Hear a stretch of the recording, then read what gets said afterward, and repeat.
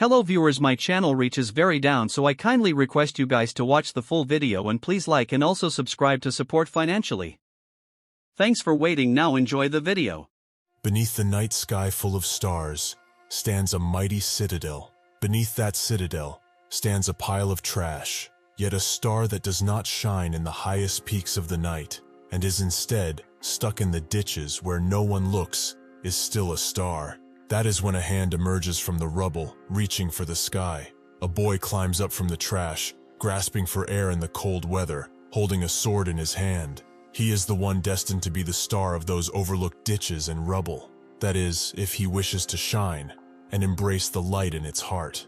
In a crowded city, a young boy looks towards the open doors of a weapon shop. His pale blue eyes fixate on a beautifully made sword. He even says that no matter how many times he looks at it, it looks just as cool as always. Suddenly, he is disturbed by someone calling on him from behind, saying they knew the boy would be there. That someone is Zemina, who addresses the young boy as Vlad, and asks him if he realizes that his mind has been in a completely different place lately. Hearing this, Vlad tells Zemina not to get on his nerves, as coming to that shop and looking at that sword is one of the few breaks he gets. Zemina replies, asking him if that is so, and tells Vlad that this is why people start rumors about him. Vlad asks her what rumors she is talking about, and Zemina starts shaking her head in disagreement, with a sweat breaking from her cheek. She then whispers to Vlad, asking him if he still hears voices when picking up a stick or anything like that. Vlad doesn't answer, thinking about what Zemina said, and she mockingly asks Vlad what sins he has committed in his past life. She says that because no one would have expected for Vlad to be struck by lightning on a clear day, and a black lightning at that. Zemina tells Vlad that he should stay cooped up in the shop for a while, as people are saying that the new bishop is sensitive about omens and stuff like this. She tells Vlad that the bishop used to work as a heresy inquisitor, so if he sees anyone suspicious, they're going to be sent straight to the stake to be burnt. Hearing this, Vlad asks Zemina why she had to tell him something like this, and Zeming says that she is doing it because she is worried about him. She says that Vlad should be aware of the fact that a lot of people have seen get struck by lightning, and that everyone is talking behind his back already, so he shouldn't be standing around like that, spacing out, asking him what will happen if the church takes him away. Vlad replies that he won't get dragged away just for staring at a sword for a bit, and Zemina tells him that if he likes it that much, he should just buy it already, and not be so dense. Vlad tells Zemina that it's too expensive, and she asks how expensive it can be, as it's just a back alley blacksmith, even offering to buy it for him. This is when Vlad tells Zemina the price, 5 gold. Hearing the price, Zemina grabs her elbows and asks what the hell is that price, and Vlad sheds a sweat from his cheek. Seeing Zemina's reaction, she places her thumb on her face, saying that this is a ridiculous price for a stupid chunk of metal, and that she could do a lot with that money. So Vlad interrupts her, saying that he already knows everything Zeming wants to say, that she wouldn't need to work for an entire year with that kind of money. Unfortunately for them, someone else seems to have heard Zemina's comment, and they didn't appreciate her calling the sword a stupid chunk of metal. That person is the blacksmith, menacingly approaching, telling the kids to get out of his sight, as that sword is not something for some back alley kids like them. Zemina, however, is unbothered by what the blacksmith said, asking him who else is going to buy it, as it's being sold in the slums. So who else but someone from the slums would see it and buy it, and telling him that he is out of his mind if he thinks otherwise. Realizing what Zemina called him, the blacksmith gets mad, asking them if they have no manners. Zemina then tells the man that he caused all this ruckus by making a sword only knights would use, mockingly asking him if his time has come or something. Hearing this, the blacksmith gets even more annoyed, and tells Zemina that this is exactly why he has built the sword, calling her a bitch, and telling the kids to go back washing the damn dishes at their shop. Grandpa seems on edge. Zemina also gets fired up when hearing what the blacksmith called her, and she screams at him, saying that she is a grown woman, as Vlad places his hand on her head. Vlad takes Zemina away, telling her not to get worked up about this, and informs the old man that they are leaving, yet Zemina doesn't want to leave, telling Vlad that she didn't do anything wrong. All of this while the blacksmith screams for Zemina to quit it. As the kids turn away, he calls Zemina a rotten bitch, saying that she is full of venom. He then reminisces about how much food and help he has offered to them when they were little kids and had nowhere to sleep. He turns his back and calls her a damn bitch for one last time before going back to his shop. That is when he looks down and notices something on the ground. These are Vlad's footprints left onto the ground. That is how the blacksmith realizes that Vlad must have been standing there for a while, as the dirt is all dug up. He then lifts his gaze, realizing that Vlad was looking at his word, and says that he should be focusing on trying to make ends meet instead of standing around. He then takes the sword in his hand and says that he knows it better than anyone, that a slum kid never makes it out of the slums, and that this will only make it harder for him if he develops dreams in a place like that. That is why he wants to sell that sword to someone that has the potential to actually make it out of there, as he cannot let his last work rot in a place like that. He then looks at the edge of the blade and says that it's just the same as Vlad.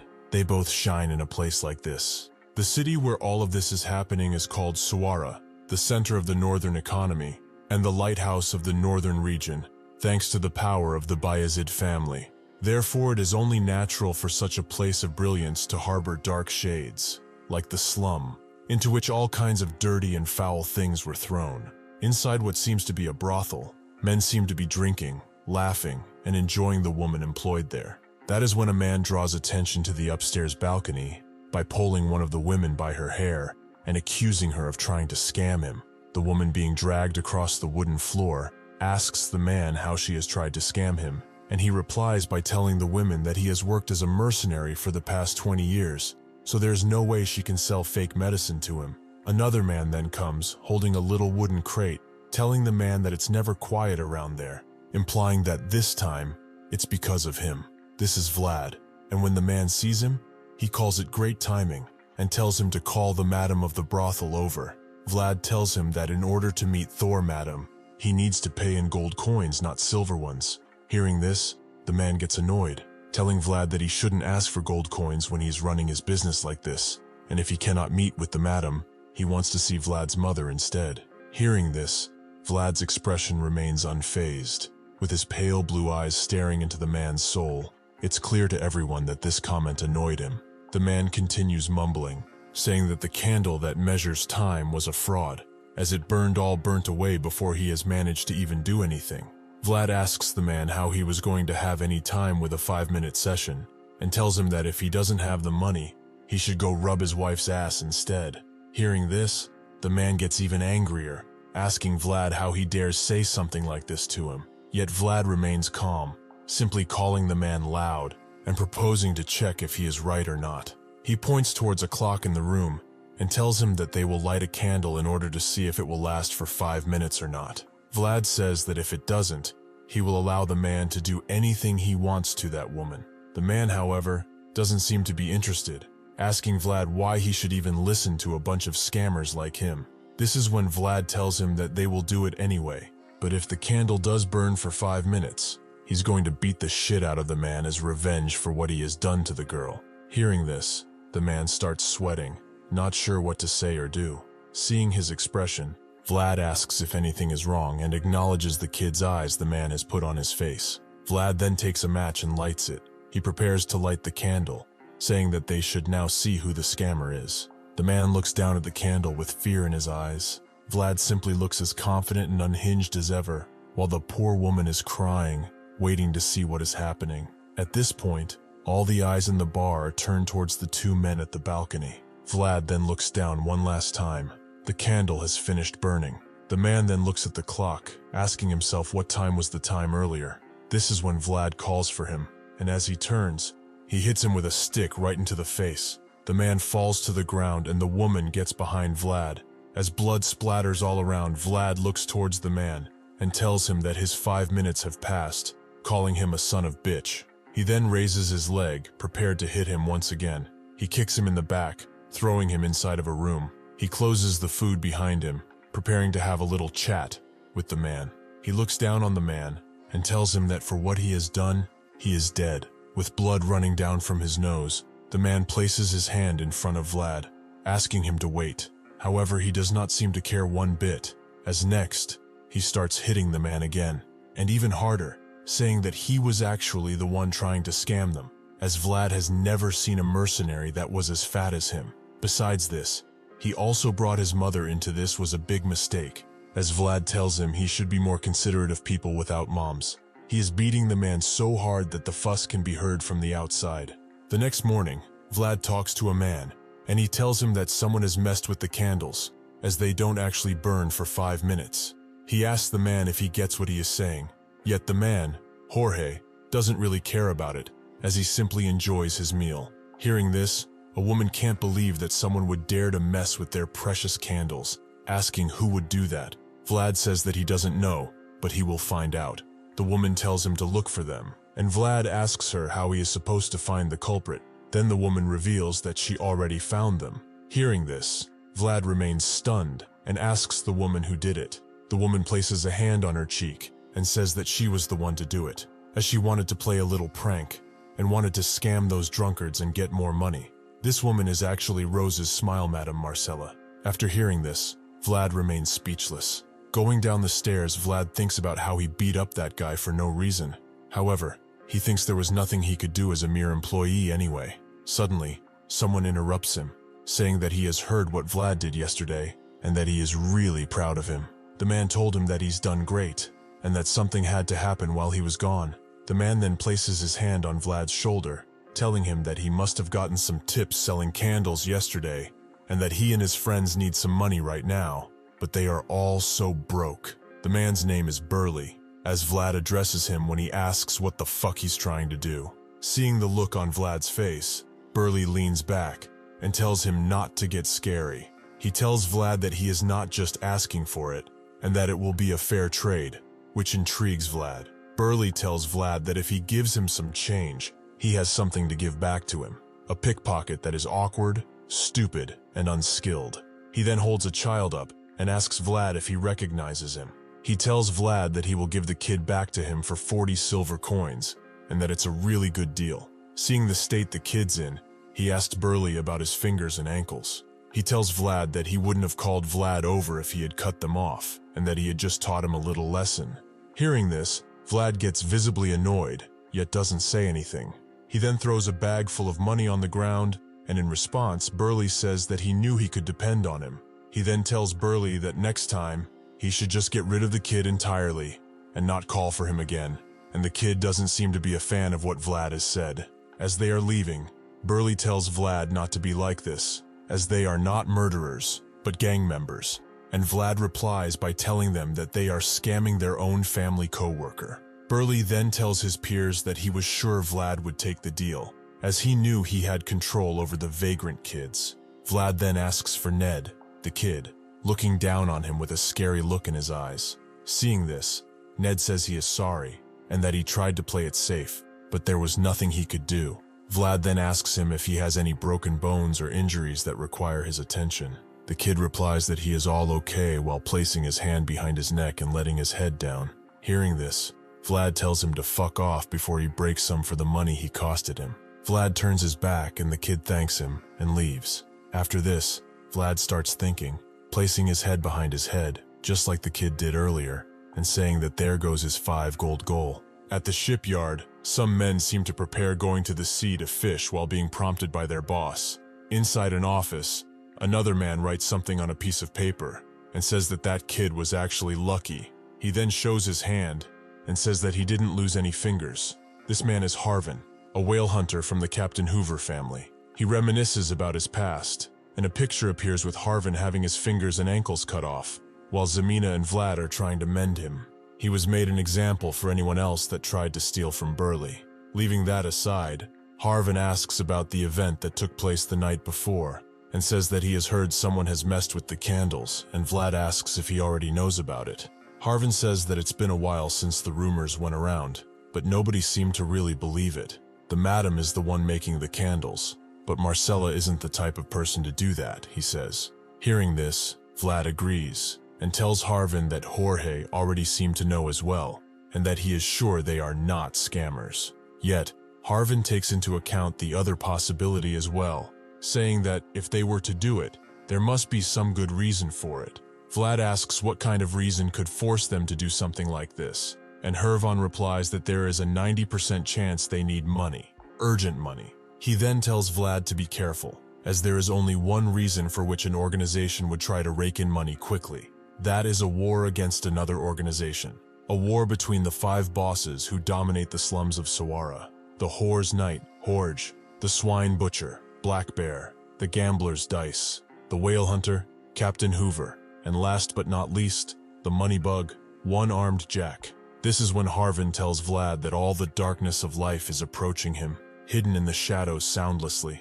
Next, a bunch of people are gathered at Vlad's counter, and one-armed Jack seems to be the first in line, asking where Vlad's boss is. Harvin's words echo once again in Vlad's ears, saying that accidents happen without warning and destruction happens without notice. Seeing the money bug there, Vlad can't believe he has come in person. That being so, he realizes that the preparations for war must be done. While Vlad thinks about the situation, one of Jack's men gets annoyed, asking him if he didn't hear the boss's question, and once again asks Vlad where his boss is. Realizing he must say something, Vlad frowns and prepares to speak. He tells the man that he is just a candle seller, so he has no idea, which seems to confuse the guy.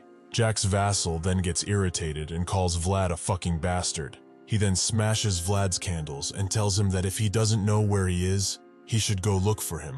Vlad, however, just stares down the men through the falling candles, without any emotion on his face. All of this while the other guy seems prepared to fight him. Knowing what Vlad's capable of, a crowd gathered, looking at the scene. The women of the brothel, the men, even Zemina are stunned after what they've seen. However, Vlad is simply and calmly kneeling down, saying that all of these expensive candles are now broken, so he guesses there are no more sales for today. Seeing this, Jack's man gets annoyed once again, calling Vlad a little fucker and saying that he doesn't realize the situation he is in. While standing before the men, Vlad murmurs something that he cannot understand. The guy asks Vlad to repeat what he said, and Vlad does so, telling the man to get his feet away, calling him by his name, Hyung Fuckfeet. This angers the men to a point of no return. He goes to strike Vlad with his leg, and just about when his kick is about to connect, Vlad starts thinking. A fight is a microcosm of war. He goes to dodge the men's attack, and thinks that the intended battlefield, the planned circumstances, and bold determination, that is the only way in which victory can be assured. He then hits the guy's ankles with a wooden stick. He sweeps the man off the floor, making him lose balance. He then prepares his next attack, with a killer gaze in his eyes. He hits the man right in the face, making him fall on his back in only one swing. Seeing what just happened, everyone remains stunned. Even one-armed Jack seems impressed by Vlad's fighting. Vlad then looks down on his opponent, and says that the back alley has one unchangeable rule. The winner will always be up high, and the loser down under, saying that as he holds the stick to his opponent's head, able to end him for good whenever. Seeing what just happened, the guy's comrades prepare to attack Vlad all at once, asking him how he dares do something like this in front of them. Yet, Jack places his hook in front of them and tells everyone to stop. He claps for Vlad, telling his people that he really likes this guy, and then addressing Vlad himself, saying that he only has one arm, so he hopes he will be a bit understanding of the noise. Unhinged, Vlad looks at Jack and tells him that he doesn't discriminate against the disabled. Hearing what he's just said, Jack starts laughing, acknowledging Vlad's daring nature and courage. He then places his hook under Vlad's chin and tells him that they should have a little chat later. I must say, this guy really must have balls made out of Captain America's shield or something. Jack then goes to ask Vlad which bum he took away, and Vlad replies by saying that since Jack doesn't remember, it doesn't matter, as they must have died early. Fortunately or not for Vlad, their chat is interrupted by someone coming in, calling for Moneybug, and asking what is happening there. This man is Chorish, coming with his own man, telling Jack that if he would have announced his coming, he would have had some meat grilled for him. Jack looks at Jorge and tells him to stop with this flattering, as they both know they are not this close. Jorge tells Jack that since they have guests, they should move this party upstairs. And hearing this, Jack places his head on his neck, telling Jorge to forget the meat, and instead asks if he has any good liquor. Jorge tells Jack that Marcella's not one to disappoint when it comes to hospitality, and Jack replies, saying that if that is so, they should have a taste. Jorge shows his guests the way, and the fighting stops, with one man trying to help up the guy defeated by Vlad. Vlad then huffs in relief, saying that he has almost died there. He then looks at the crate, and he cannot believe how many candles that piece of shit broke. As he picks the crate up from the ground, someone disturbs him, calling him a rising star. This is Jack, telling Vlad that Horsch did not hold back on the compliments, and appreciating his own good judge of character. He tells Vlad that once he gets tired of that burning smell, he can come work for him, as he wouldn't mind a lad like him. Vlad tells Jack he appreciates his offer, but he doesn't mind working for Horsch, as they feed him, pay him, and let him sleep. And hearing this, Jack starts laughing, telling Vlad that they can also do that for him. He then throws Vlad something to pay for the broken candles. He gives Vlad a gold coin. Vlad looks at the coin and tells Jack that this is too much. In reply, Jack tells Vlad that if he comes to work for him, he will give him as many of those as he wants, and then introduces himself, as if Vlad wouldn't have already known him, Moneybug. He then takes his people and announces to Horsch that he is leaving, saying that everything was delicious. Looking towards the crowd, Vlad thinks that Jack is looking pretty happy, and asks himself if things worked out in the end. Zemina then shouts from the balcony to catch Vlad's attention. She tells Vlad that Jorge wants him upstairs, and points her big finger at the door behind her. Jorge and Vlad are sitting at the bar, with Marcella before them, and Burley and a couple other men at the tables behind them. Vlad looks down at the countertop in awe, not sure what to say. There sits a beautiful dagger, and Jorge says that he was planning on giving this to him later, but the circumstances call for him to pass it on earlier. This being said, he tells Vlad to keep it on him at all times. Looking towards George and Marcella, Vlad realizes something. He thinks that he can tell just by the mood in the room alone. George and One-Armed Jack's conversation must have been a catastrophe. George also tells Vlad that from now on he is done selling candles, and Vlad asks what he's gonna do from now on. Maybe collect money, or patrol the area. Jorge tells Vlad that he has got a tip about Jack bringing people in from the outside. Apparently they are mercenaries who used to be knights. Vlad asks if these are people like him, and Jorge tells him that he is correct. One-Armed Jack led an overwhelming number of men, but even for him, the former knight Jorge was a difficult obstacle to overcome.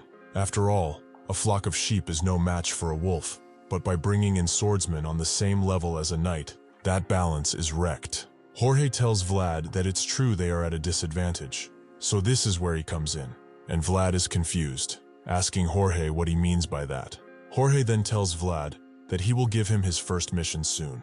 Next, an image of Harvin is shown, and Vlad describes him as a disabled man without fingers, and without the ability to even walk. Yet, with his clever mind, he taught himself language and mathematics, and using that, he is now working under Captain Hoover. As he is swinging down with his stick, Vlad says that seeing Harvin, he has realized that you learn through effort, and that learning takes you to higher places. Just as he thinks about that, a voice calls him, disturbing his composure. The voice tells him that he might want to narrow the angle of his elbow as he swings down, and Vlad remains silent. He then thinks that this bullshit happens whenever he swings anything that even resembles a sword.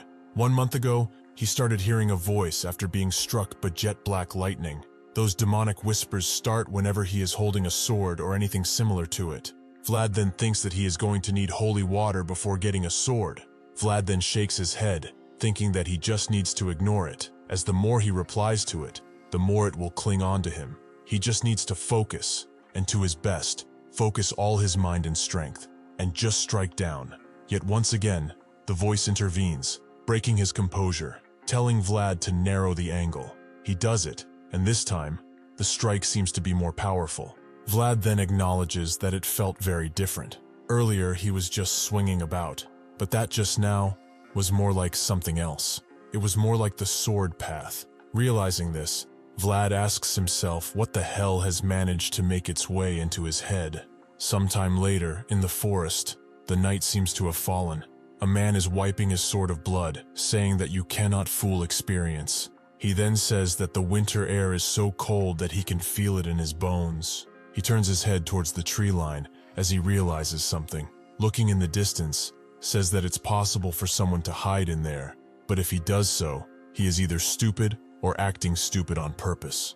The man walks towards the trees. As he comes to a halt, he shouts for anyone in there to hear that he doesn't know who they are, but to come out now, as he is there now.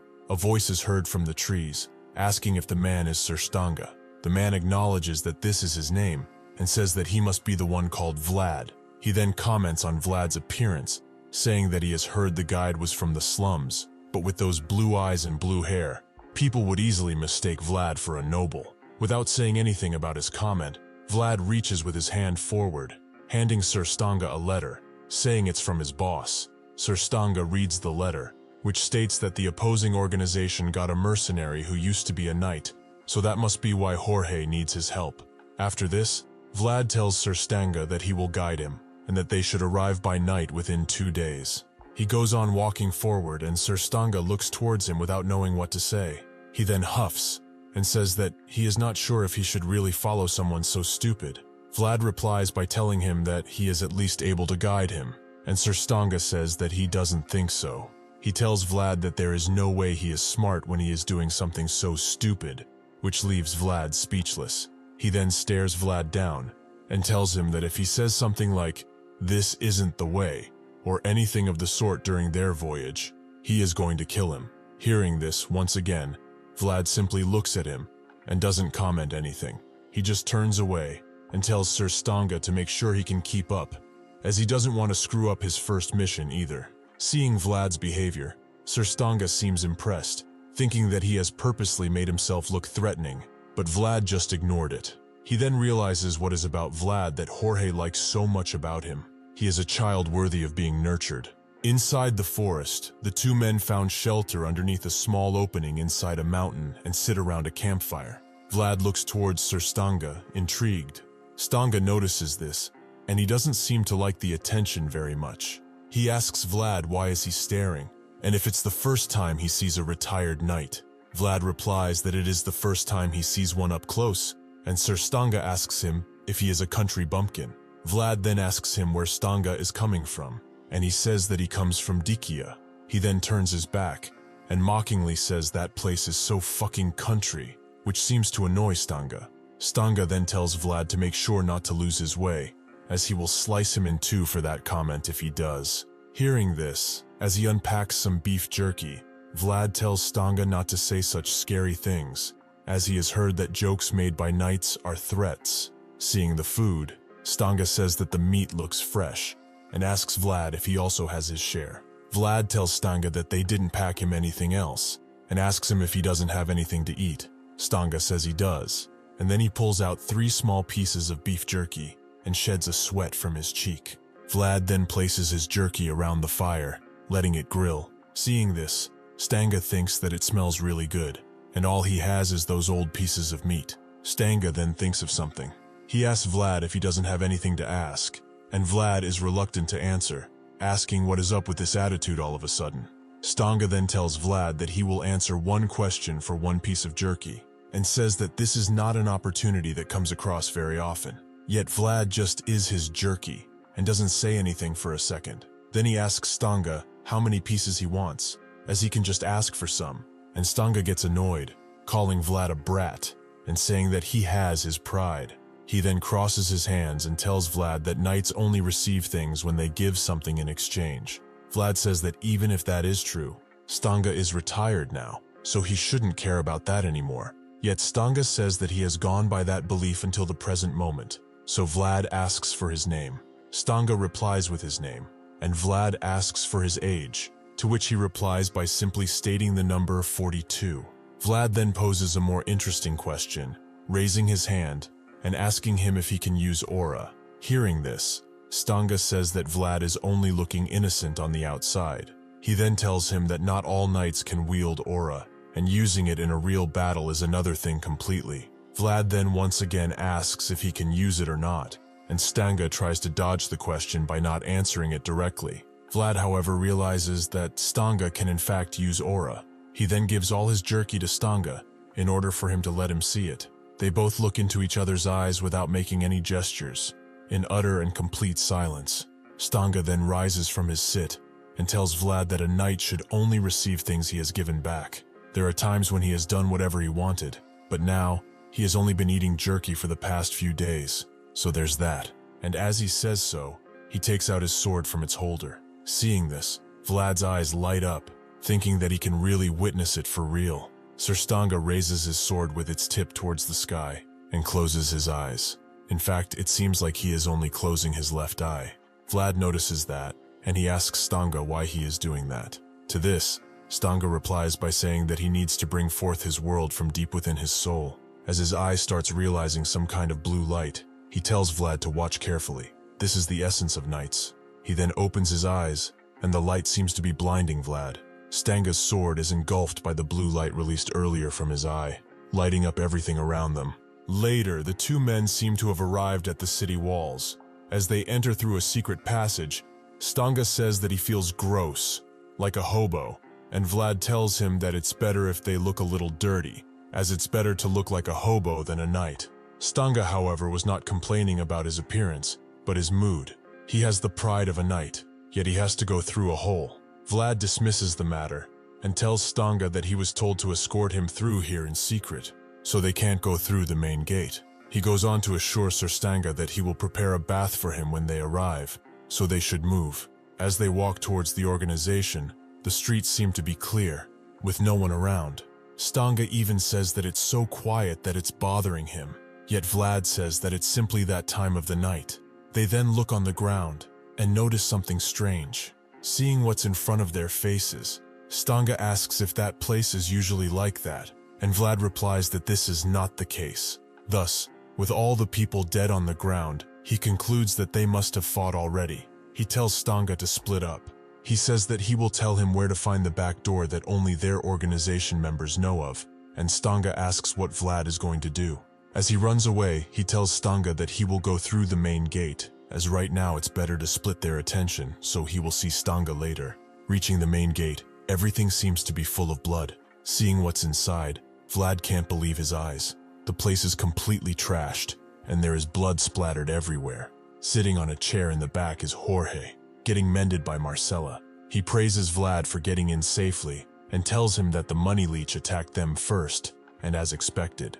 Those who handle money are on a completely different level. Seeing the state in which Jorge is, Vlad's first question is if Jorge is okay. Jorge replies that it's been a while since he's gone against someone on the level of a knight, so he ended up like that. He then says that there are more important things going on, and asks Vlad if he has brought him, referring to Stanga. Vlad tells Jorge that he did, but since the main gate was being watched, he told him how to get in through the back door, so he should have arrived by now. Jorge tells Vlad that he has done a good job, and that they will attack the money leech tomorrow, ending this feud once and for all. He then asks Vlad what he thought of Stanga, and if he is fine. Vlad replies that he is, and that he also seems like a good person as well. Jorge says that Stanga has a hearty side to him, and Vlad says that he is quite nimble as well, just before Jorge asking if he had lost any weight. As to live a long life, you must look after yourself. Vlad tells Jorge that he is correct in his assumptions, and that Stanga is also a knight who can use aura, so he is sure that tomorrow will be their day. Hearing this, Jorge is stunned, realizing something. Vlad then turns away, and announces that Stanga has arrived. As Stanga is climbing down the stairs, Jorge once again asks Vlad if he is sure he saw him using aura, and Vlad confirms it, saying that he has seen it with his own eyes. That is when Jorge clings hard to his sword handle, and tells Vlad to get behind him. He then reveals the fact that Stanga does not know how to use aura. As the door opens behind Vlad, he asks Jorge what he means by that. The pretend Stanga comes inside the room, all bloody, like he has been fighting his way in. The pretender tells Jorge that he has come to a far place. He smirks, and tells Jorge that it's been quite a long time since they've last seen each other.